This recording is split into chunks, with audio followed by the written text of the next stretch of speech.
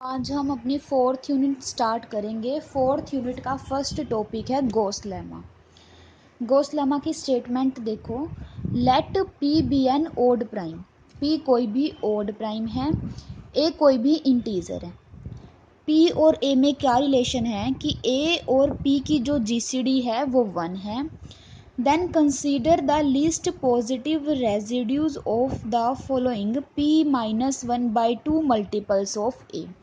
ये हमने least positive residue consider कर लिए, जो कि टोटल कितने हैं, p-1/2 हैं, और सारे के सारे क्या है, मल्टीपल हैं ए के। जैसे ए 2a 3a, लास्ट वाला p-1/2 ए। ठीक है, तो हमें क्या शो करना है, if n denotes the number of these residues which exceed p/2, then Legendre symbol of a by p is equals to -1n।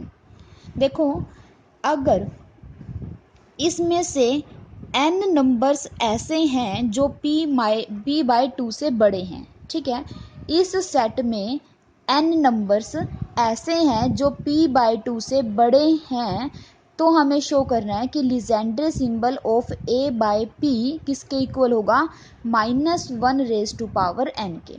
ठीक है, ये हमारी स्टेटमेंट थी। अब इसका प्रूफ करते हैं। कंसीडर द इंटीजर्स, हमने यही सेट कंसीडर कर लिया। फर्स्ट ऑफ ऑल तो हम क्या शो करेंगे कि ये सारे के सारे नंबर इनकॉन्ग्रुएंट हैं। मीन्स इसमें से अगर हम कोई भी दो नंबर लें वे कॉन्ग्रुएंट नहीं होंगे मॉडुलो पी में। तो देखो, हमें ये प्रूफ करना है कि सारे के सारे इंटीजर्स कैसे होंगे, इनकॉन्ग्रुएंट होंगे।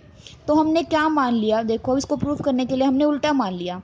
हमने मान लिया let if possible any two integers in first are congruent modulo p, कि इसमें से दो ऐसे इंटीजर है जो क्या है, कॉन्ग्रुएंट हैं। ठीक है, हमने उसको क्या नाम दे दिया, एस ए और एक टी ए। हमने इसमें से दो नंबर चूज कर लिए, एस ए और टी ए, जो हमने मान लिया आपस में कॉन्ग्रुएंट है मॉडुलो पी में। एस कुछ भी हो सकता है, जैसे कि ये सारे के सारे ए के मल्टीपल हैं, तो एस की वैल्यू, एस ए इसमें से चूज किया है तो एस की वैल्यू 1 से लेकर p-1/2 के बीच में होगी, क्योंकि इसमें जो ए के मल्टीपल हैं वो कहाँ से कहाँ तक है, 1 से लेकर p-1/2 के बीच में। इसी तरीके से जो टी है वो भी हमने इस सेट में से चूज किया है, तो उसकी वैल्यू भी 1 से लेकर p-1/2 के बीच में होगी। ठीक है, हमने मान लिया ये आपस में क्या है, कॉन्ग्रुएंट है। अगर ये आपस में कॉन्ग्रुएंट है तो इट मीन्स p डिवाइड करेगा s माइनस टी इंटू ए को। p और a की जीसीडी 1 है, तो इट मीन्स p डिवाइड करेगा s माइनस टी को। ठीक है, अब देखो s और t जो दो नंबर थे वो दोनों के दोनों p-1/2 से भी छोटे, इट मीन्स p से भी छोटे हैं। तो s और t जो नंबर हैं हमारे पास, 1 से, तो 1 से बड़े s और t जो 1 से बड़े हैं और p से छोटे हैं। अब p कोई भी प्राइम नंबर है, तो क्या p प्राइम नंबर अपने से छोटे नंबर को डिवाइड कर सकता है, क्योंकि अगर s और t दोनों नंबर 1 और p के बीच में हैं तो ऑब्वियस सी बात है कि s माइनस टी भी p से छोटा होगा। ठीक है, तो क्या कोई प्राइम नंबर अपने से छोटे नंबर को डिवाइड कर सकता है? ऐसा कब पॉसिबल होगा, जब नीचे वाला नंबर क्या हो, 0 हो। तो it means s is equals to t आ गया। बट हम तो दो डिफरेंट नंबर मान कर आए थे उस सेट में से जो कॉन्ग्रुएंट थे। यहाँ पर हम ये वाली चीज़ लेट करके चले थे कि s is not equals to t, but हमने क्या दिखा दिया कि s इक्वल्स टू टी आ गया। तो ये तो कॉन्ट्राडिक्शन आ गया। कॉन्ट्राडिक्शन क्यों है, क्योंकि हमने माना था इस सेट में ऐसे दो इंटीजर्स हैं जो कॉन्ग्रुएंट होंगे। इट मीन्स सारे के सारे इंटीजर्स क्या क्या होंगे, इनकॉन्ग्रुएंट होंगे मॉडुलो पी। ठीक है, इतना चीज़ हमने कर लिया। अब देखो नेक्स्ट हम क्या दिखाएंगे। देखो यहाँ तक, thus all the integers in first are incongruent modulo p and therefore when they are divided by p they give the distinct list positive remainders. List positive remainders को हम रेजिड्यूज बोलते हैं। तो जब हम उसको डिवाइड करेंगे, जो रेजिड्यूज का सेट है कैसा आएगा, सारे के सारे डिस्टिंक्ट नंबर्स होंगे। ठीक है, अब देखो, none of the residue can be 0 because none of the integers in 1 is divisible by p। उसने बोला जो हमने रेजिड्यू का सेट लिया उसमें से वो रेजिड्यू कोई भी 0 नहीं हो सकता। क्योंकि अगर रेजिड्यू 0 हो गया तो इट मीन्स पी उसको डिवाइड कर रहा है, मतलब अगर पी उसको पूरा पूरा डिवाइड कर जाएगा तभी तो रेजिड्यू 0 होगा। रेजिड्यू मीन्स क्या, रिमाइंडर। बट इसमें ये तो कोई भी पी को डिवाइड नहीं कर रहा क्योंकि पी से छोटे नंबर्स हैं, सारे के सारे नंबर हैं जो वो पी से छोटे हैं, तो इट मीन्स कोई भी रेजिड्यू यहाँ पर 0 नहीं हो सकता।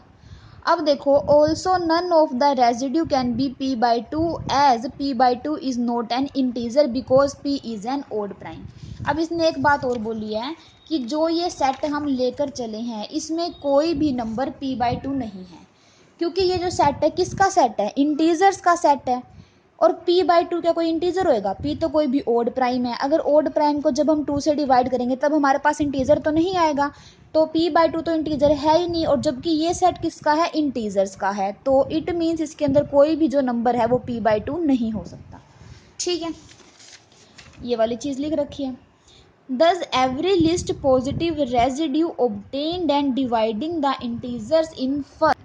तो देखो अब इसके अंदर हमने क्या दिखा दिया कि कोई भी इसमें नंबर है जो वो p बाई टू के इक्वल नहीं हो सकता। तो क्या होगा, इसमें जो नंबर होंगे या तो p बाई टू से बड़े होंगे या फिर p बाई टू से छोटे होंगे, क्योंकि p बाई टू तो हो नहीं सकते। तो या तो इसमें जो नंबर्स हैं p बाई टू से बड़े होंगे या फिर p बाई टू से छोटे होंगे। अब हमने क्या किया, इस सेट को 2 पार्ट्स में ब्रेक कर लिया। ठीक है, एक को नाम दे दिया a और एक को नाम दे दिया b। एक सेट में तो हमने वे नंबर रख लिए जो कि p बाई टू से बड़े हैं, और b सेट में हमने वे नंबर रख लिए जो p बाई टू से छोटे हैं। ठीक है, इस सेट में से हमने क्या किया, नंबर्स उठाए और एक ए सेट में वे नंबर डाल दिए इस सेट के जो p बाई टू से बड़े हैं। ठीक है, अब हमें तो पता नहीं कौन से नंबर है, हमने तो इन जनरल नाम दे रखा है, तो हम अपनी मर्जी से नाम दे देते हैं उसको। हमने मान लिया कि r1 r2 rn। ठीक है, ये सेट है, is the set of least positive residue which exceed p।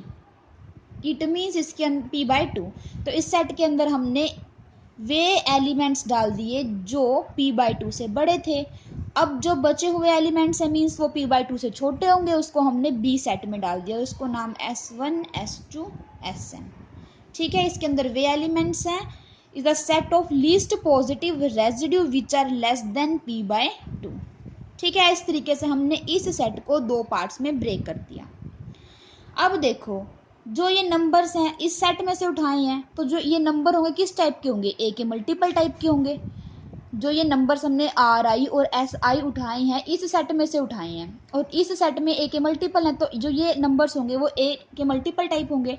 तो हमने देखो मान लिया जो आर आई हैं वो यू ए टाइप के होंगे फॉर सम, जहां पर देखो ए के मल्टीपल है इस सेट में से उठाई है और ए के मल्टीपल 1 से लेकर p minus one by two के बीच में है, तो इट मीन्स जो u की वैल्यू होगी वो 1 से लेकर p minus one by two के बीच में होगी।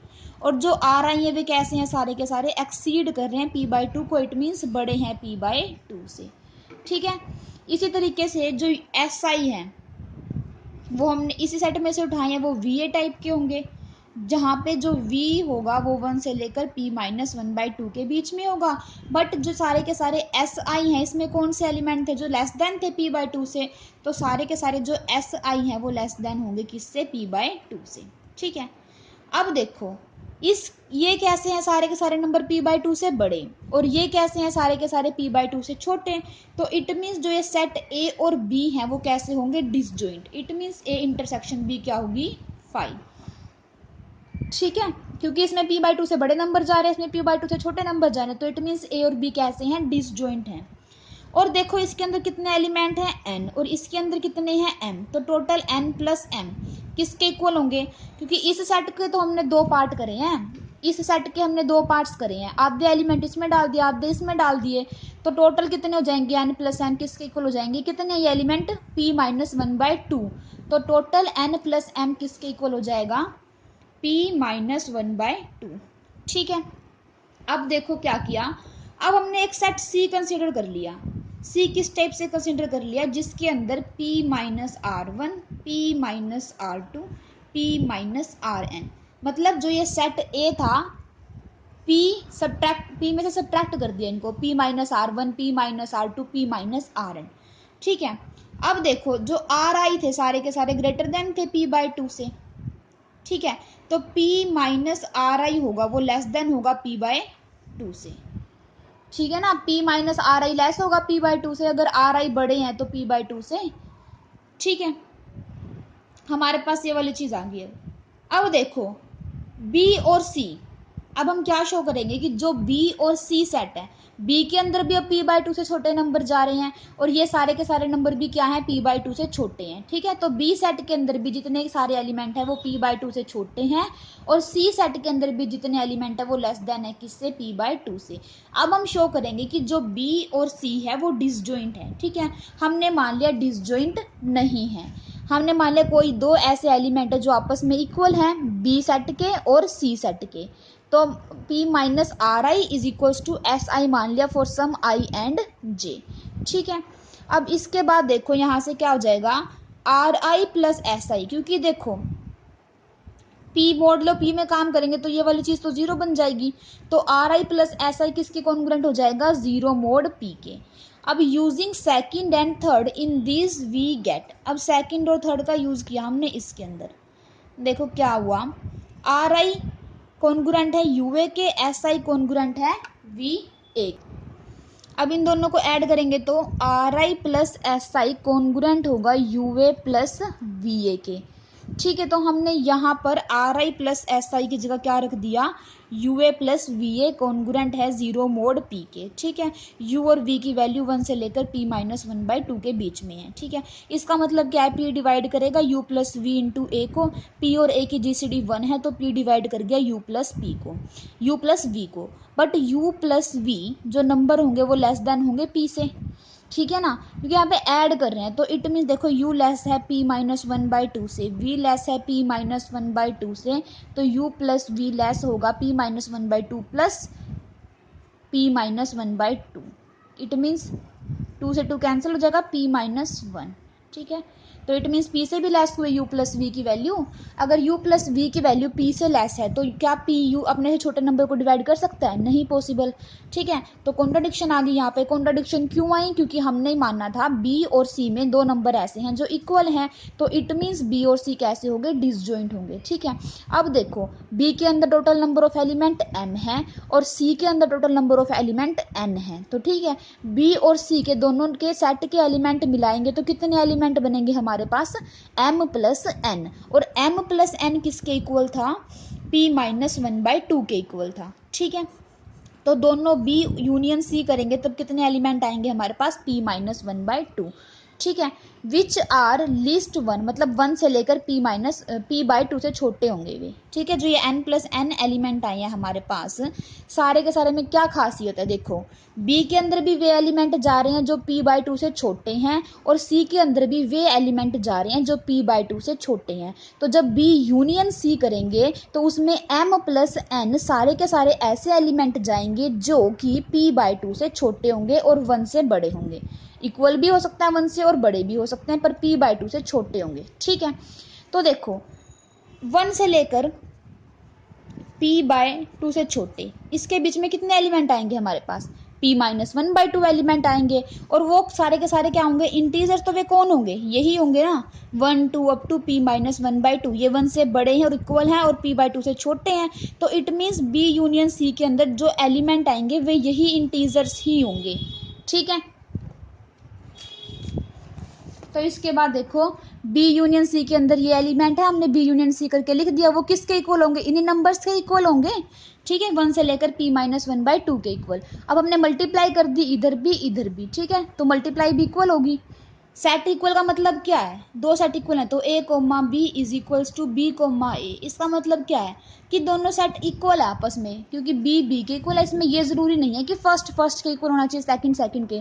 सेट का इक्वल होने का मतलब क्या है कि फर्स्ट एलिमेंट सेकंड के इक्वल भी हो सकता है और सेकंड फर्स्ट के इक्वल भी हो सकता है। ठीक है, पर उनके मल्टीप्लाई करेंगे तब तो इक्वल आंसर आएगा ना, चाहे A इंटू बी कर लो चाहे B इंटू ए कर लो। इसी तरीके से हमने क्या कर दिया, इसकी मल्टीप्लीकेशन इक्वल होगी इन सब की मल्टीप्लीकेशन की। ठीक है, अब देखो ये क्या बन जाएगा, P माइनस 1/2 फैक्टोरियल बन जाएगा। अब यहाँ पर मोड P के अंदर काम करेंगे तो ये सारे के सारे P क्या बन जाएंगे, जीरो बन जाएंगे। ठीक है, तो हमारे पास ये वाली चीज आ गई। अब हमने यहाँ पर माइनस माइनस माइनस कॉमन निकाले, कितने में, 1 से लेकर n तक टोटल n माइनस कॉमन आएंगे, तो -1 की पावर n इंटू ये मल्टीप्लीकेशन है। ठीक है, मोड p। अब -1 की पावर n इंटू, अब ये जो नंबर्स हैं सारे के सारे S1 से लेकर Rn तक, ये लिस्ट पॉजिटिव रेजिड्यू है इन्हीं नंबर के, इन्हीं नंबर्स का तो सेट था, इन्हीं के लिस्ट पॉजिटिव रेजिड्यू थे ये, तो हम इसकी जगह ये नंबर्स लिख सकते हैं क्योंकि मोड पी में काम कर रहे हैं, ठीक है। तो हमने इन एलिमेंट्स की जगह ये नंबर्स लिख दिए क्योंकि ये इन्हीं के लिस्ट पॉजिटिव रेजिड्यूज हैं इस वजह से, ठीक है। तो हमने ये वाली चीज़ लिख दी।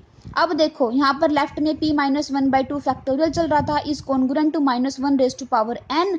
अब देखो a की पावर कितनी आएगी, यहाँ पे 1, कितने a हैं, 1 से लेकर p -1/2 तक a हैं, तो इट मीन्स a की पावर p -1/2 इंटू बचेगा क्या, देखो मतलब कहने का a यहाँ से ले लिया, एक ही a यहाँ से, लास्ट वाले से एक a ले लिया, टोटल हमने कितने a ले लिए बाहर, a की पावर p -1/2, और बचेगा क्या 1 into 2 into up to p -1/2 means p -1/2 factorial, ठीक है, मोड p।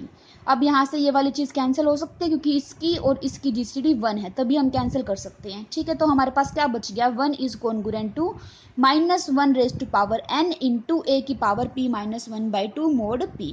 अब दोनों तरफ मल्टीप्लाई कर दी -1 की पावर n से, तो इधर -1 की पावर n, इधर -1 की पावर 2n बनेगा जो कि एक इवन नंबर है, तो उसको हम 1 लिख सकते हैं, ठीक है। तो हमारे पास ये वाली चीज़ आ गई, सॉरी ये वाली चीज़ आ गई, ठीक है। अब देखो आइलर्स क्राइटेरिया से हमें पता है ये वाली चीज़ इसके इक्वल होती है, तो ये ए कॉन्ग्रुएंट है बी मोड पी के, ठीक है, और सी कॉन्ग्रुएंट है बी मोड पी के।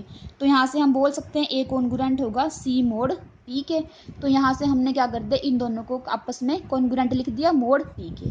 अब देखो यहाँ से क्या बोल सकते हैं हम कि p है जो वो डिवाइड करेगा a/p -1 raise to power n को। अब इसकी वैल्यू क्या हो सकती है, 1 हो सकती है -1, इसकी वैल्यू भी क्या हो सकती है 1 हो सकती है -1। तो इनके सब्ट्रैक्शन की वैल्यू में जब केस बनाएंगे तो हमारे पास क्या केस आएंगे, -2, 0 या 2, ठीक है, यही केस बनेंगे। अब देखो क्या p 2 को डिवाइड करेगा, नहीं करेगा, क्या p -2 को डिवाइड करेगा, नहीं करेगा, तो p किसको डिवाइड करेगा, 0 होना पड़ेगा नीचे वाली टर्म को, इट मीन्स इसे हमारे पास क्या होना पड़ेगा 0। इसे 0 होने का मतलब क्या है कि a/p Legendre symbol of a/p equals to -1 raise to power n। अगर ये वाली चीज़ इक्वल टू 0 होगी तो उसको हम ये लिखेंगे ना -1 रेज टू पावर n। ये वाला काम हम पहले भी कर चुके हैं। इसकी वैल्यू देखो n इवन होगा तो 1 हो जाएगी, n ओड होगा तो -1 हो जाएगी। इसकी वैल्यू तो हमें पता ही है 1 या -1 होती है, तो इनका सब्ट्रैक्शन का जब केस बनाओगे तो -2, 0 या 2 ही होगा, ठीक है। तो यहाँ से नीचे वाली चीज़ p ना तो 2 को डिवाइड करेगा ना -2 को, तो इट मीन्स नीचे वाली चीज़ को 0 होना पड़ेगा, नीचे वाली चीज़ 0 होते ही हमारा गॉस लेमा प्रूफ हो जाएगा, ठीक है। तो आपका ये कंप्लीट हुआ, इम्पोर्टेंट है, अच्छे से तैयार कर लेना।